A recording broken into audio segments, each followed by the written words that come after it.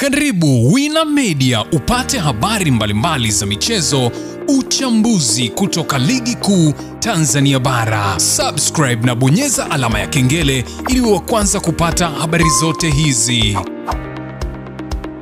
Mambo vipi mwanamichezo, wakati mwingine tena mzuri kabisa tunakutana katika chaneli yako pendwa kabisa ya Wina Media, tukiweza kujuzana yale yote makubwa ambayo yanaendelea kwa sasa ndani ya kikosi cha klabu ya soka ya wananchi Young Africans, juu ya kile ambacho kinachoendelea huko katika sakata lao ambalo inaelezwa kwamba TFF na bodi ya ligi wameweza kuwaita Young Africans mezani juu ya kuweza kujadiliana juu ya mchezo uliokwenda kutangazwa leo hii kuhusiana na mchezo wa dabi ya Kariakoo ambao uliahirishwa Machi 8, 2025 na kupangwa tarehe 15 ya mwezi wa 6 kwamba ndio tarehe ya mchezo wa dabi ambao uliahirishwa utakao kwenda kuchezwa katika dimba la Benjamin Mkapa majira ya saa 11 kwa saa za Afrika Mashariki. Sasa kile ambacho kilichoweza kutokea katika mchezo huo mpaka kuweza kuahirishwa, bado TFF haijaweza kutoa taarifa kamili kitu gani ambacho kilisababisha mchezo huo kushindwa kuchezwa. Sasa klabu ya soka Young Africans wao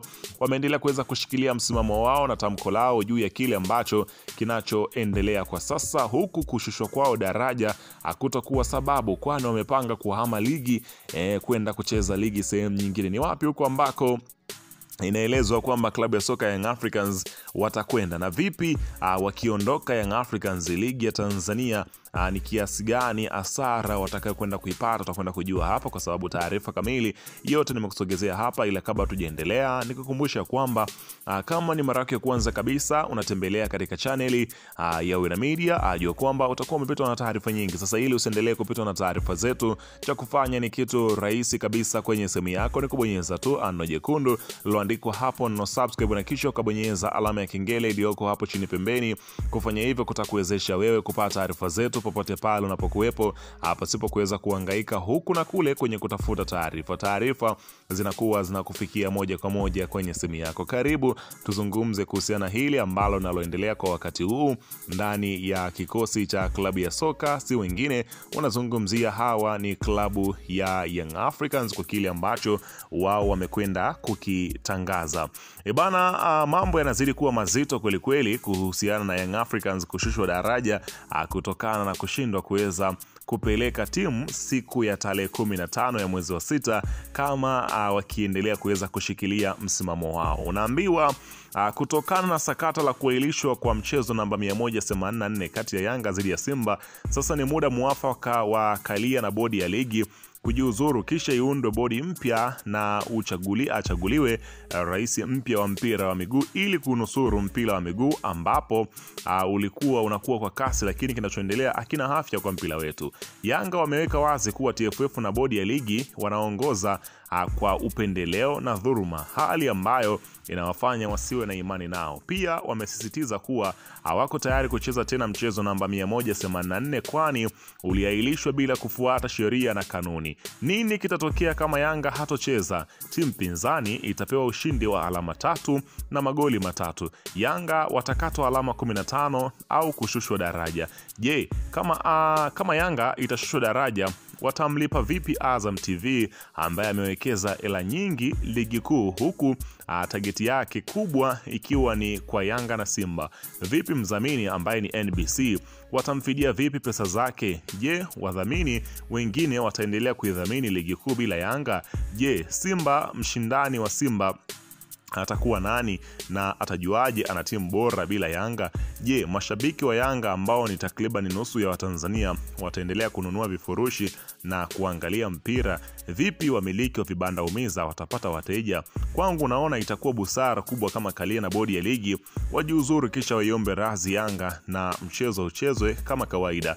Bila kufanya hivyo ndo itakuwa anguko la ligi kuu bara na mpira utatoka kwenye mchezo wa uungwana. Unaona bana, mwisho muungwana kivulio nguo, lazima achutame kwa kile ambacho kilichoweza kutokea, ambapo unaelezwa kwamba sasa Young Africans wao huenda wakahamia kule Zanzibar kwa kile ambacho kinachozungumzwa kwa sasa katika ligi kuu ya Zanzibar, kutokana na kutokuwa na imani na bodi ya ligi. Na hivi karibuni uliweza kusikia baadhi ya viongozi wakisema ya kwamba wao msimamo wao utaendelea kuwa pale pale, wako tayari kuweza kucheza, na ikielezwa nguvu ambayo ilitumia kuweza kuwailisha mchezo wa tarehe 8, hiyo nguvu pia ingetumika kuwasikiliza wananchi Young Africans wanataka nini. Unaambiwa mpira ni biashara. TFF wakishusha Yanga daraja, kuna plan B ya wao kujiunga na ligi ya Zanzibar ambayo kibiashara itakuwa ni win-win situation.